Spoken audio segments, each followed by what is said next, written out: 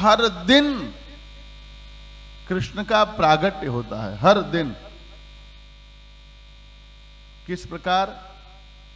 तो यहां 5000 से भी ज्यादा समय हो गया कि इस धरती पर कृष्ण प्रकट हुए, लेकिन ये अनंत कोटि ब्रह्मांड है, अनंत कोटि, करोड़ों की संख्या में, या करोड़ों ब्रह्मांड है। शास्त्र में लिखा है कोटि ब्रह्मांडा नाम।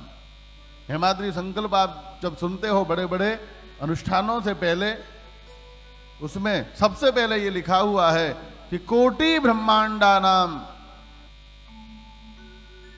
कोटि ब्रह्मांडों में से ये हमारा ब्रह्मांड, ये पहले बोला जाता है वहां, फिर आगे प्रायश्चित संकल्प का आरंभ होता है। तो करोड़ों ब्रह्मांड है, और यहां कलयुग चल रहा है, 50 साल बीते उसके। लेकिन कौन से ब्रह्मांड में अभी, ये नहीं कि सभी ब्रह्मांडों में कलयुग ही चल रहा है। अगर हर जगह कलयुग ही होता तो पूरे विश्व का वातावरण एक जैसा होता, सबके विचार एक जैसे होते, सबकी सोच एक जैसी होती। लेकिन मस्तिष्क में जो विचार यानी जो ऊर्जाएं आती जाती रहती हैं, उस पर कई ब्रह्मांडों का प्रभाव रहता है।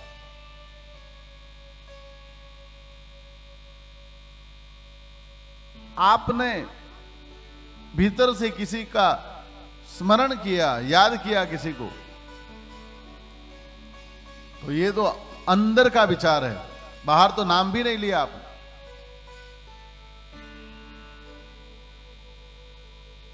सब यहां है, ये भी यहां होते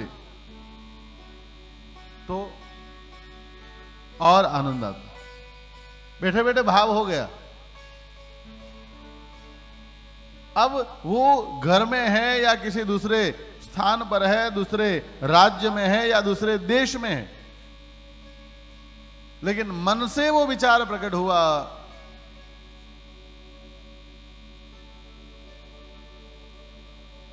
मन से यदि वो विचार प्रकट हुआ तो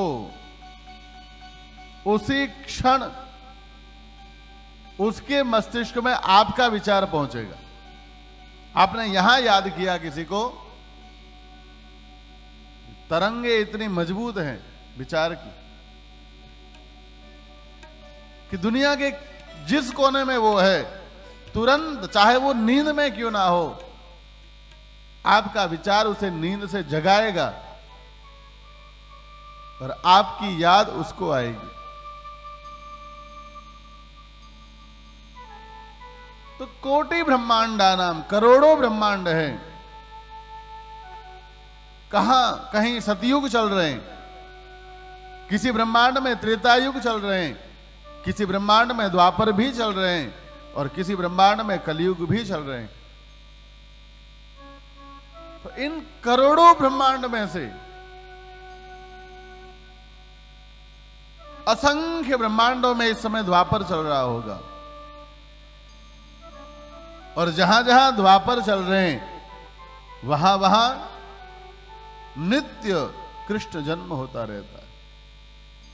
जहां त्रेता चल रहा होगा वहां नित्य राम जन्म होते रहते हैं। इसलिए तो वो भाव, जो घटना हो ही नहीं उसका भाव कैसे जगे?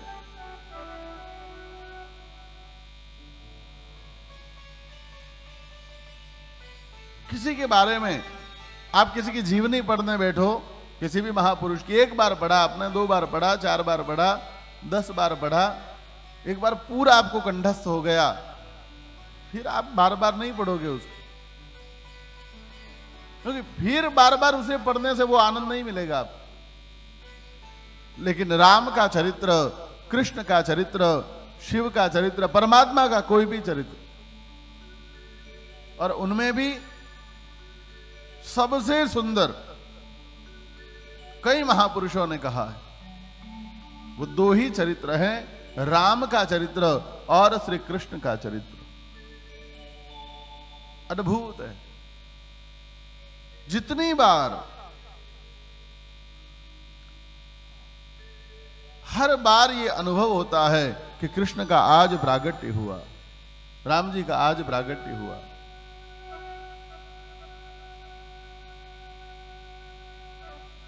इसलिए भगवान की लीला नित्य है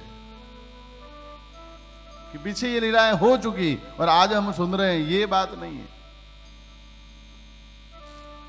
जो हो चुका है उसे सुनने से उतना आनंद नहीं आएगा। सच्चिदानंद रूपाय, आनंद स्वरूप में तो वो तभी प्रकट होगा जब उसकी लीला हमारे सामने घटने लगे, हमें अनुभव हो कि हां आज कृष्ण प्रगटे।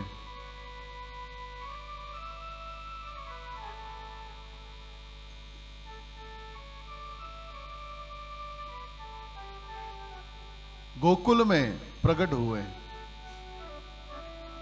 और गोकुल का मतलब होता है ये मानव शरीर। गो यानी इंद्रिया, कुल यानी समूह। गोकुल का अलग अलग जगह पर अलग अलग अर्थ दिया है।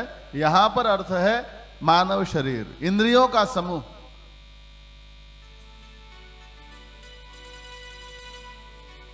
और भगवान जहां हम हैं ना वहीं प्रकट होंगे।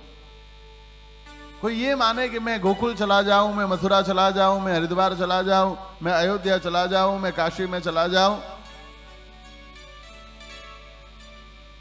और भगवान वहां मुझे मिलेंगे, तो वहां जाना जरूरी है।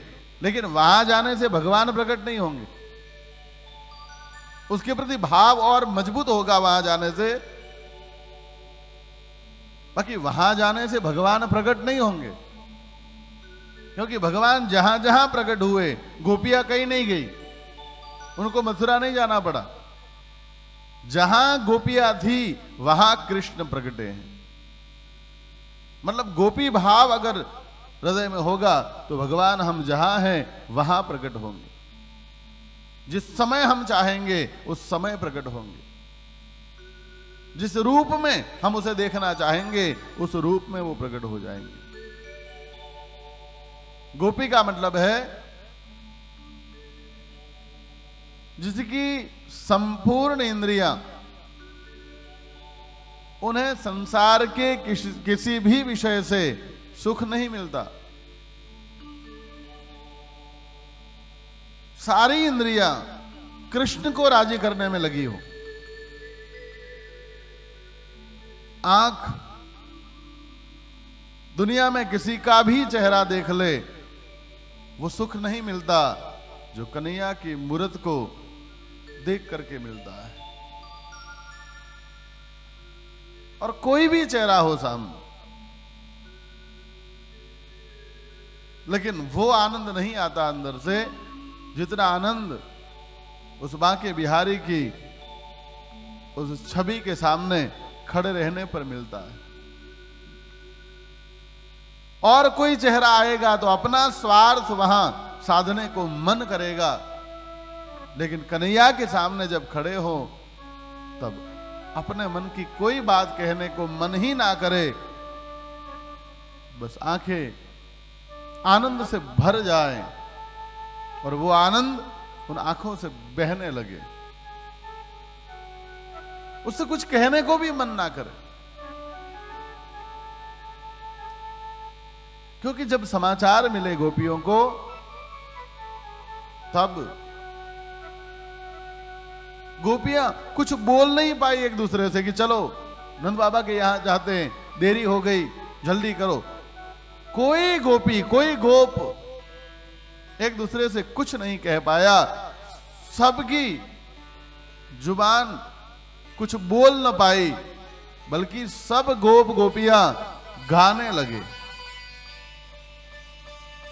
फिर तो जीवन में, क्योंकि बात से तो किसी को सुख भी मिल सकता है, बोलने से तो किसी को बुरा भी लग सकता है, लेकिन गीत में वो ताकत है कि गीत सच्चा है। तो सुनने वाले को आनंद ही मिलेगा। संगीत सच्चा है यदि,